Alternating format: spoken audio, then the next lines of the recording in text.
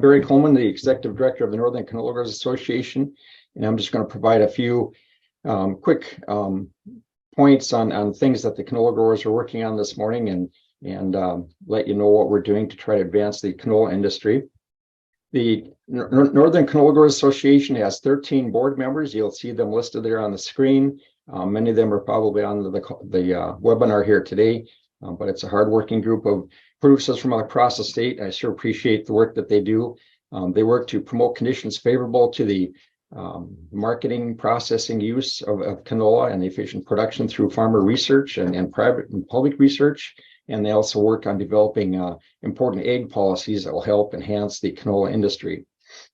So for 2022 in North Dakota, we had record acres and production of canola. We had 1.8 million planted acres, 1.78 million were harvested, according to USDA, which is up 3.5% from the prior year.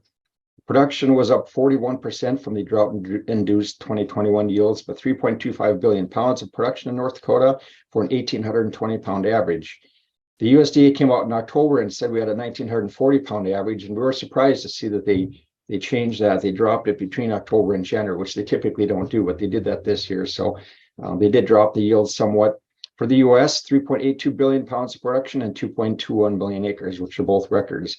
And you'll see on that those figures there that North Dakota certainly has the lion's share of production of canola in the U.S. 25 years ago, we had mainly production in the northeast part of the state and a few other counties in the north. Acres were under 200,000 acres.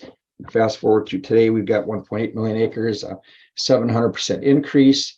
Back then, the yields were about 1,200 pound average. Right now, their 3-year average is around 1,900 pounds. So we've certainly seen good growth in canola. You'll see the counties with yellow arrows on them. There are counties that had record acres of production last year. A lot of those counties that you see there in the red have well over 100,000 acres each of canola acres. Botwell County in particular shattered its record for acres this year, up 26%. And they also had a very good canola crop, according to reports from growers in that area. So canola production has certainly been ramping up very well in North Dakota, and across the U.S., they're trying to get that replicated in other states. Now, the value of canola production was issued by USDA in February. They said the canola crop itself was $978 million in North Dakota this year. And NDSU just completed an economic contribution analysis for canola as well as other crops in the state. And they gave a value of the total ag impact to the state was over 30 million. And for canola, the impact to the state is over $2 billion. Half of it comes from canola production. Half of it comes from handling, transportation, and processing of canola, which adds a lot of value to the crop. So 5,500 jobs are supported by the canola industry, $500 million in labor income, and over $50 million in state and local government revenues are supported by the canola industry. Some of the things the Northern Canola Growers works on to promote canola oil, we do it at both the national level and quite a bit at the state level. This chart just shows a collaboration we've had with the Culinary Institute in California for a number of years. I'm going to different events there. And the thing we try to do is to influence the influencers because we certainly don't have the funds to do nationwide advertising or some of the promotion that the larger groups in the US could do. So we try to get to the influencers who can target their audiences and promote canola oil to them. We also have our field tours during the summer and a golf outing, and we may add a golf outing in the western part of the state this year. And we appreciate the support of all the companies listed here that make that possible for us. We also have our annual research meeting in November each year, where we have the researchers present the results of the research from canola during the year to board members and county reps and industry people. Now, in the last year, we had canola approved for renewable diesel through the EPA in our petition that was submitted through the U.S. Canola Association. That's already changing use patterns for canola oil, and I'll let Dave touch on that when he gets to his talk on biofuels. But moving forward, we want to look at how we can improve canola's chances of long-term success in the renewable diesel and biofuels market. So we think we've identified that in a a research project that we're funding through the Department of Energy's Argonne National Laboratory. Now, in coordination with Clean Fuels Alliance America, the Oilseed Processors Association, and Bayer, we're working to get canola, including winter canola, integrated into a GREET model that's administered by this lab. Now, the project is focused on land use change components, which, along with fertilizer, are the largest factors that affect canola's value for the biofuels market. So Argonne GREET is the standard used by the federal government for biofuels tax credits. EPA factors in GREET in their life cycle analysis for renewable fuel standard eligibility. California uses parts of it for their carbon intensity calculations. So right now, GREET doesn't currently have canola fully integrated into its model, and that's what this research project will seek to do. And we think we're certainly going to get good information out of this research project that will be done through the lab, as I mentioned, and also through Purdue University.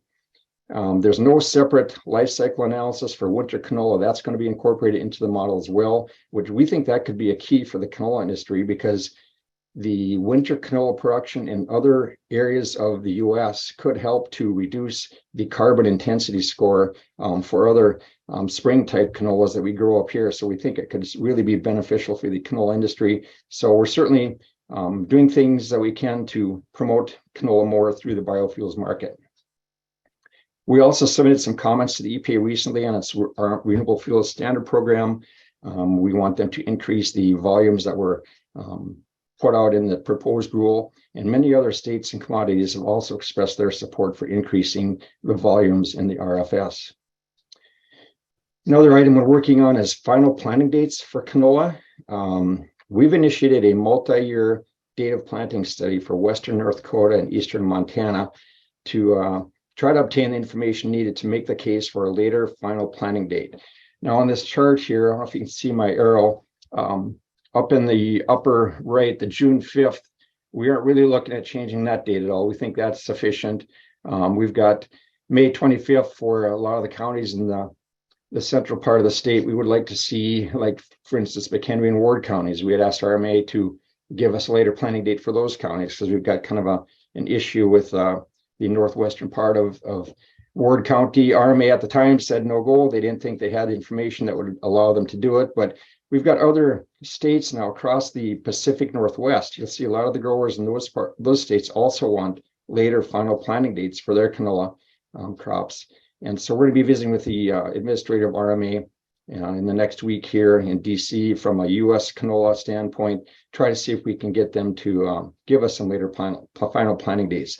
We think with the new varieties of canola that have come out in the last decade, that our crop is better able to handle summer heat, and that people have more success planting canola later in the spring. This slide here just shows some of the research projects funded for this year. The board just met recently and approved over $400,000 in research projects. Some new ones on there are verticillium stripe, which Venkat will probably talk about here. We're also doing some studies on canola meal and backgrounding steers and nursery pig diets. With the increased production of oil seeds, we're going to have more canola meal available in the market. So we want to be able to increase levels of canola meal that are fed to the different industries. Farm Bill priorities from the Northern Canola Growers and the U.S. Canola Association. We would support raising effective reference prices.